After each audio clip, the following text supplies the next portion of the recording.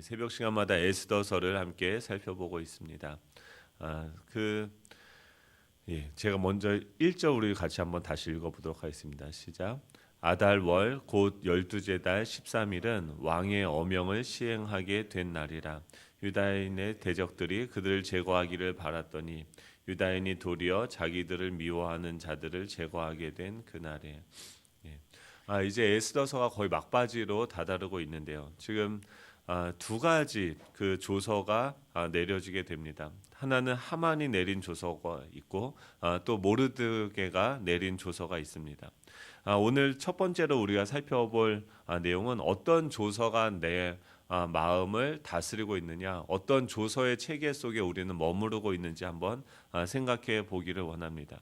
이 하만이 내린 조서에 따르면 이 날은 그 아달월 곧 12월 13일 이 날은 하만이 내린 조서에 따르면은 유대인을 대량 학살하기로 결정된 날이었습니다. 에스더서 3장 12절에 보면 첫째 달 13일에 즉 11달 전에 이 하만에 의해서 내린 조서에 의하면 유대인들을 다 진멸하기로 결정한 그것이죠. 아하수에로 왕이 결정하고 그것이 조서로 기록되어져서 이 왕의 명령이 선포되어진 것이죠. 두 번째 또 조서가 있는데 그것은 바로 모르드게가 내린 조서입니다. 훨씬 그 후에 이 첫 번째 이 하만이 내린 조서를 무력화할 수 있는 이 아하수에로 왕에 의해서 이 모르드게의 그 권위가 도장이 찍혀진 그런 내용인 거죠. 이것에 따르면 유대인들이 자신들을 학살하려고 하는 대적들에게 자위권을 행사할 수 있도록 결정된 날이었습니다. 지금 이 아달월 곧 12월 13일 이 날은 두 가지 어떤 결과가 나타날 수 있는 그런 날이었습니다. 첫 번째는 이 하만이 내린 조서에 따라서 이 유대인들이 다 죽을 수 있는 그런 날이었었고, 또 두 번째로 이 모르드게가 내린 조서에 따르면 유대인들이 자신들을 학살하려고 하는 대적들에게 정당하게 자위권을 행사할 수 있는, 그래서 그 적들과 싸울 수 있게 되어지는 있도록 결정된 날이라는 거죠. 두 가지 조서가 각각의 영향력을 끼치고 있습니다. 이 왕의 이 어명을 시행하게 된 날이다라고 얘기합니다. 근데 여기서 보면은 이 어명이라는 단어가 단수로 쓰여져 있습니다. 지금 이 선포되어진 왕의 어명은 두 가지 조서가 지금 움직이고 있지만 결과적으로 실질적인 효력을 발휘하고 있는 그 조서는 모르드게가 내린 나중에 선포되어진 그 조서만이 지금 실질적으로 영향력을 끼치고 있는 것이죠. 사실 이 왕이 한번 명령을 한다, 조서를 내린다고 하면 그것을 폐기할 수는 없습니다. 페르시아의 관례상 어쩔 수 없이 취소되지 못했을 뿐이지, 지금 그 조서의 효력을 제거하기 위한 이 모르드게에 의해서 반포되어졌던 이 실제로 나중에 선포되어졌던 이 조서에 의해서 이 하만의 조서는 이미 폐하여진 거나 마찬가지인 거죠. 하지만 그럼에도 불구하고 이 유대인들을 극도로 싫어하고 혐오했던 그 사람들은 이 하만이 내린 조서를 근거로 해서 이 유대인들에게 이 적대 행위를 계속해서 행하게 되어집니다. 이것을 보면서 지금도 마찬가지죠. 지금도 두 가지 법이 계속해서 작동하고 있는 거죠. 옛 법이 있고 새 법이 있는 거죠. 그리스도 안에서 우리도 마찬가지입니다. 이 율법과 복음도 마찬가지죠. 옛 언약과 새 언약이 계속해서 우리 안에 작동되어지고 있는 거죠. 요한복음 8장에 보면 가늠한 여인이 나타나는 장면이 나옵니다. 그런데 그 안에서 지금 가늠한 여인이 현장에서 잡혀서 예수님 앞에 끌려왔을 때 두 가지 법이 그 안에서 작동하고 있는 거죠. 하나는 무엇이냐면 율법으로부터 말미암는 그 여인을 죽이라는, 그 정죄하고 그녀를 죽이라는 옛 언약으로부터 오는, 율법으로부터 오는 그런 법이 작동을 하고 있었고, 또 하나는 이 예수님으로 말미암는 법이 또 작동되기 시작한 것이죠. 우리는 이런 게 좀 헷갈립니다. 어떻게 하면 그 마태복음 5장 20절에 보면 내가 너희에게 이르노니 너희 의가 서기관과 바리새인보다 더 낫지 못하면 결코 천국에 들어가지 못하리라 라고 얘기해요. 너희의 의가 서기관과 바리새인보다 더 낫지 못하면 결코 천국에 들어가지 못한다. 옛사람에게 말한 바 살인하지 말라. 누구든지 살인하면 심판을 받게 되리라 하였다는 것을 너희가 들었으나 나는 너희에게 이르노니 형제에게 노하는 자마다 심판을 받게 되고 형제를 대하여 나가라 하는 자는 공회에 잡혀가게 되고 미련한 놈이라 하는 자는 지옥불에 들어가게 되리라 라고 얘기해요.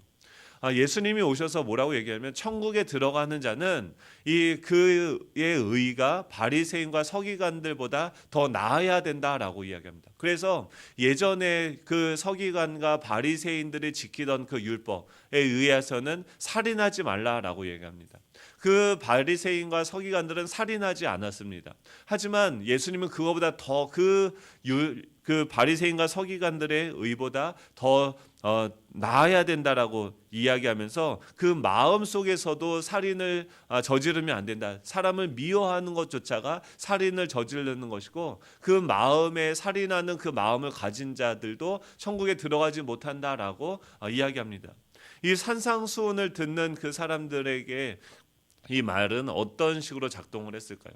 우리도 이런 질문들이 있는 거죠. 어떻게 하면, 그렇다고 하면 누가 구원을 받을 수 있는 것인가 라고 이야기하는 거죠.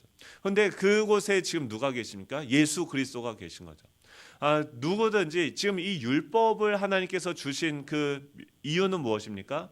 율법이라는 이 거울을 통해서 너희들의 모습을 한번 살펴보라는 거죠.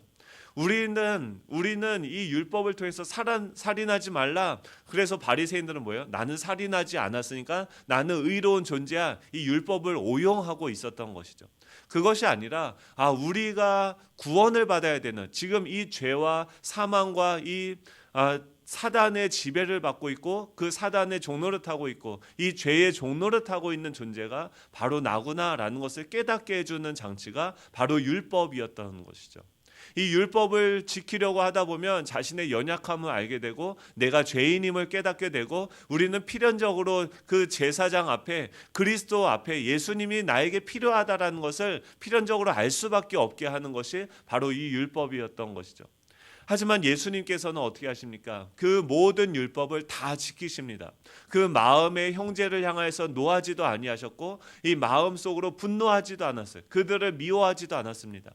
이 율법의 모든 의를 다 이루시고 이 서기관과 바리새인들보다 더 의로운 존재로서 이 땅에서의 모든 삶을 다 사셨죠. 죄가 전혀 없는 삶을 사셨습니다.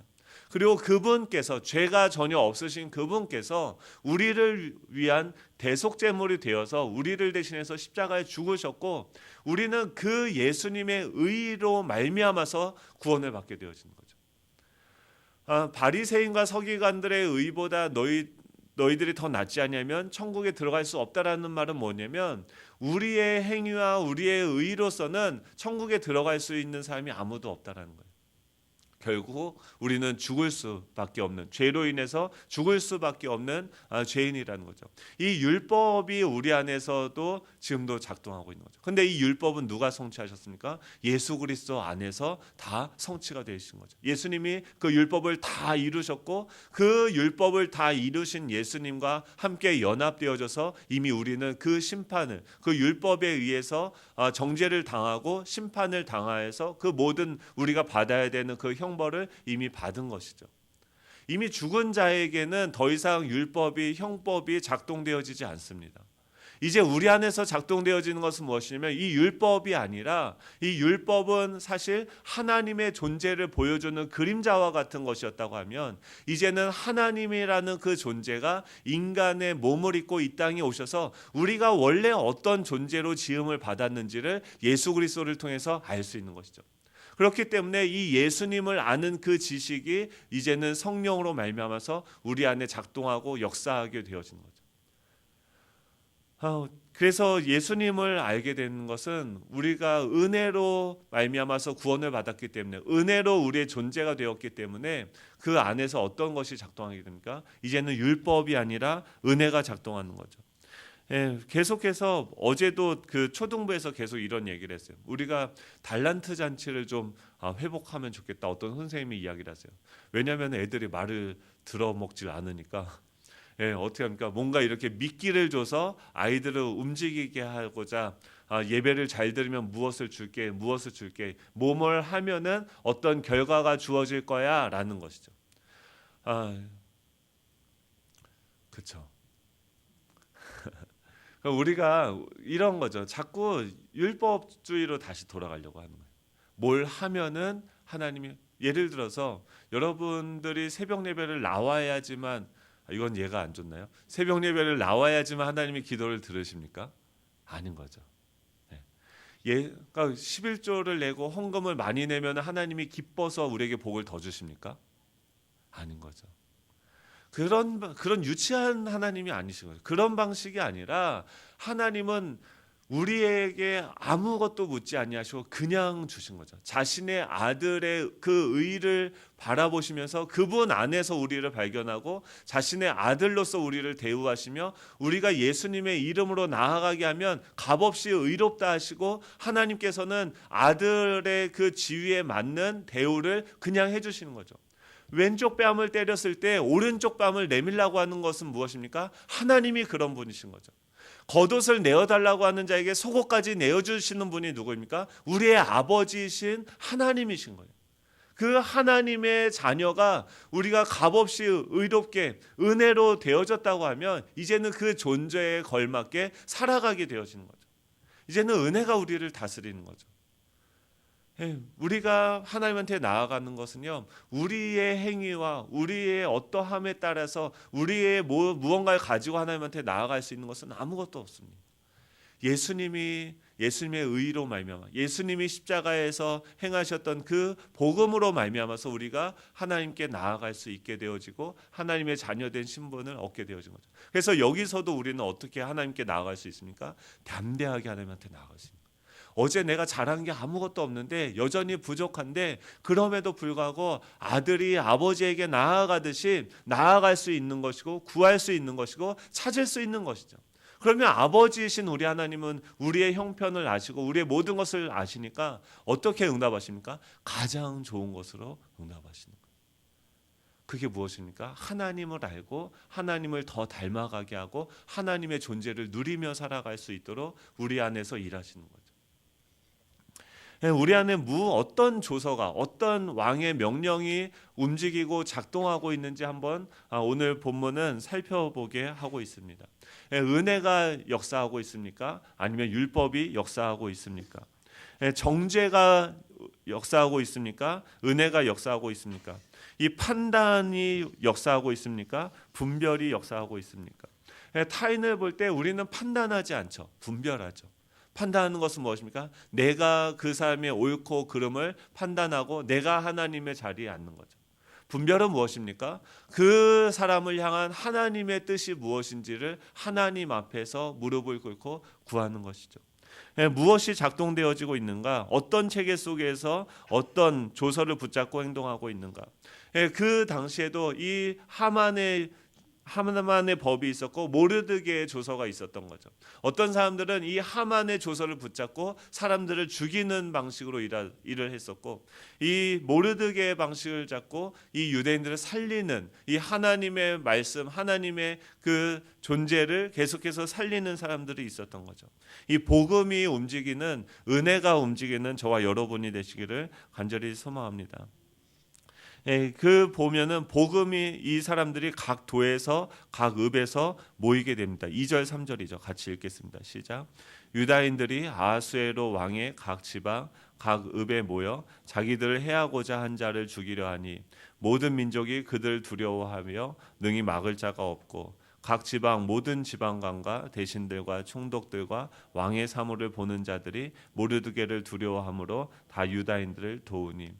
유다인들이 지금 이곳에 그 당시 제국 내에 유대인들이 한 곳에 모였다는 것이 아니라 각 지역의 유대인들이 이제 그 모르드게의 조서를 중심으로 뭉치기 시작했다는 거예요.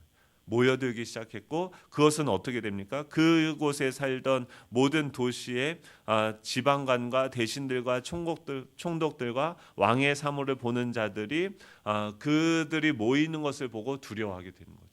교회는 무엇입니까? 이 하나님의 말씀, 이 복음, 은혜로 말미암아서 우리가 구원을 받았다는 것으로 말미암아서 우리가 서로를 값없이 사랑하고 값없이 대하고 그 사람들의 존재로 인해서 기뻐하는 그런 공동체로서 이 말씀을 중심으로 계속해서 모여들고 영향력이 확장되어지는 거죠.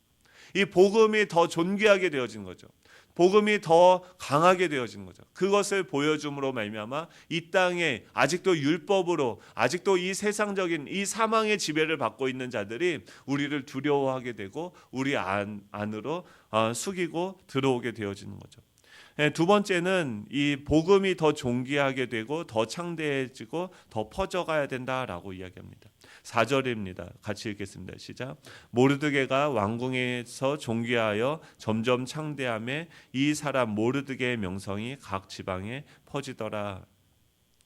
모르드게가 지금 왕궁에 있는데 점점 존귀해지고 창대해지고 모르드게의 명성이 각 지방에 퍼지고 있다라고 얘기합니다. 이 모르드게가 존귀해지는 것이 아니라 이 모르드게, 지금 여기서는 계속 대조적으로 하만과 모르드게를 보여주면서 그 배후에 있는 어떤 존재, 하나님과 이 사단의 세력, 이 죄와 은혜의 세력, 이것들을 우리에게 보여주고 있는 거죠. 무엇이 점점 우리에게서 창대해져 가고 있는가, 어떤 명성이 나를 통해서 계속 확장되어지고 있는가, 퍼지고 있는가, 이 하나님의 복음이 퍼져나가고 창대해지고 존귀하여지게 하여 주시옵소서. 오늘 함께 기도하시면 좋겠습니다. 마지막으로 세 번째는 이 하만의 10 아들은 완전히 진멸되어져야 된다라는 것입니다. 10절이죠. 곧 함무다다의 손자여 유다인의 대적 하만의 10 아들을 죽였으나 그들의 재산에는 손을 대지 아니하였더라라고 얘기해요. 계속해서 여기서 뭘 하냐면 지금 이 유다인들이 모르드게의 조서를 따라서 계속해서 그곳에 자신들을 무조건 도륙한 것이 아닙니다. 자기를 해하고자 하는 자를 죽이려고 하는 거예요.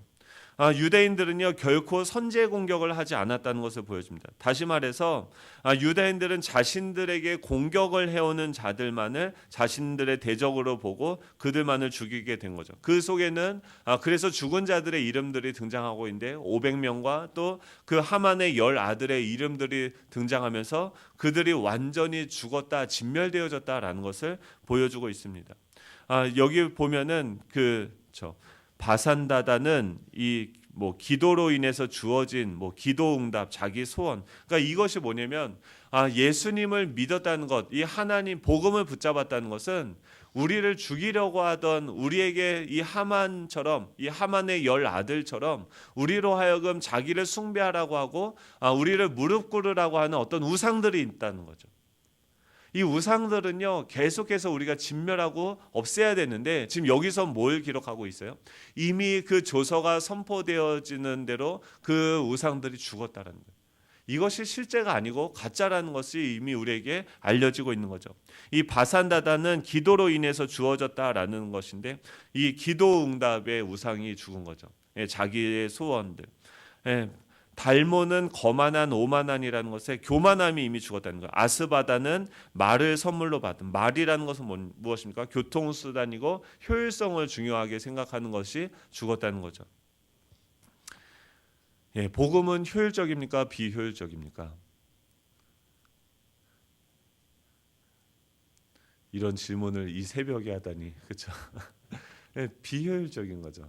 우리는 자꾸 효율성을 강조하는 사회에 살아가고 있죠. 만약에 능력이 없는 사람은 더 이상 존재 가치가 없는 거죠. 나이가 들거나 어린아이거나 아니면 뭔가 효율성이 떨어지는 방식은 다 배제되어지는 거죠. 예수님은 정말 비효율적인 분이셨죠. 왜 그렇게 33년을 사시고 여기서 그냥 죽으십니까? 왜 그런 존귀한 생명을 우리를 위해서, 우리와 같은 그런 하찮은 존재를 위해서 내어주십니까? 왜 예수님은 그 하늘 보좌를 버리고 이 땅까지 낮아지십니까? 이게 기적인 거죠. 성탄의 의미는 무엇입니까? 그 높으신 왕이 우리와 같이 낮아지시고 우리를 위해서 이 땅에 오셨다는 거죠. 이런 것들, 이 왕은 하나님은 우리를 모든 만물을 다스리시는 왕이심에도 불구하고 피조물을 위해서 낮아지시고 섬겨주시는 아주 존귀한 존재인 거죠. 근데 이것을 대적하여서 우리에게 너는 이런 방식으로 살아야 돼라고 이야기하는 것들이 그런 것들, 세상이 우리에게 말을 걸어오고 우리로 하여금 따라오라고 이야기하는 그런 세상적인 가치관들이 다 죽어야 된다라는 거죠. 그리고 10절에는 그들의 재산에는 손을 대지 아니하였다라고 이야기합니다. 이 사실 왕의 조서에 따르면 유대인들은 대적의 생명과 재산을 아울러 빼앗을 수도 있습니다. 하지만 당시 유대인들은 이와 같이 재산에는 손을 대지 아니함으로써 이 대적들에 대한 자신들의 공격 행위가 결코 자신들의 그 더러운 이익을 탐해서 이루어진 것이 아님을 확연히 증명해 보이고 있다라는 거죠. 지금 이들은 왜 그 대적들을 죽입니까? 그들이 자신들을 죽이려고 하니까. 왜 그 가나안 땅의 17족속을 다 없애야 됩니까? 그들이 우리를 죽이려고 하는 거죠. 왜 죄와 피 흘리기까지 싸워야 됩니까? 그 죄가 우리를 삼키려고 하고 우리 가정을 파괴하려고 하고 우리를 죽이려고 하기 때문에 그 죄와 싸워서 승리해야 되는 것이죠. 예, 그들은 이것이 결코 자신들의 성공과 자신들의 자신들의 어떤 이익을 위해서 한 것이 아니다라는 것을 그들의 재산을 취하지 않고 그것을 아하수에로 왕에게 다시 돌림으로 말미암아 자신의 동기가 선함을 보여주고 있는 것이죠. 예, 하나님의 영광을 위해서 우리는 살아가는 거죠. 예, 말씀을 정리하겠습니다. 예, 두 개의 조서가 있습니다. 어떤 조서가 우리 안에서 일을 하고 있습니까? 하나는 죽이려고 하는 조서고 하나는 살리려고 하는 것이죠. 이 복음과 은혜의 체계가 우리 안에서 작동하여야 되죠. 예, 가정에서 대화 속에서 또 이 자녀들 사람들과의 관계 속에서 은혜가 흘러가는 저와 여러분이 되기를 간절히 소망합니다. 그 은혜가 흘러가고 은혜가 모이게 되어졌을 때 복음은 더 존귀하고 창대하고 퍼져나갑니다. 또 나를 죽이려고 하는 자들을 완전히 진멸해야 됩니다. 죄와 또 우상과 이 하만의 10 아들들, 우리에게 무릎 꿇으라고 요구하는 그 우상들, 죄의 목록들을 다 진멸하기를 원합니다. 그래서 그 죄들에게 우상들에게 무릎을 꿇는 것이 아니라 이 복음이 우리를 통해서 드러나고 더 창대하게 되어지는 오늘 하루가 되시기를 간절히 소망합니다. 기도하겠습니다.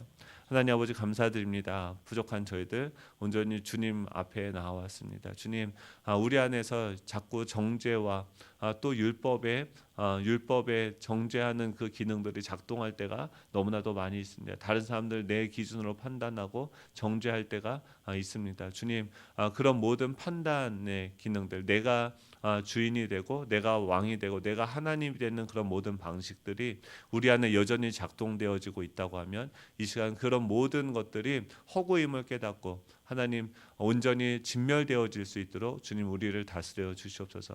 우리 안에서 이 믿음의 체계, 신뢰의 체계, 이 은혜의 체계, 복음의 체계가 작동하고 돌아갈 수 있도록 주님 우리를 다스려 주시옵소서. 우리가 하나님의 자녀가 된 것은 우리가 잘나서가 아니라 우리의 행위가 의로워서가 아니라 예수 그리스도로 말미암았고 은혜로 말미암았습니다. 주님 날마다 이것을 기억하게 하시고 타인을 대하게 하시고 사건을 대하게 하시고 오늘 관계의 모든 상황 속에서 하나님의 은혜가 흘러갈 수 있는, 그래서 복음이 존귀하게 되고 창대하게 되어지고 우리 안에 있는 이 죄와 우상들이 진멸하게 되어지는 오늘 하루가 되게 하여 주시옵소서. 감사드리며 예수님의 이름으로 기도드립니다. 아멘. 하늘에 계신 우리 아버지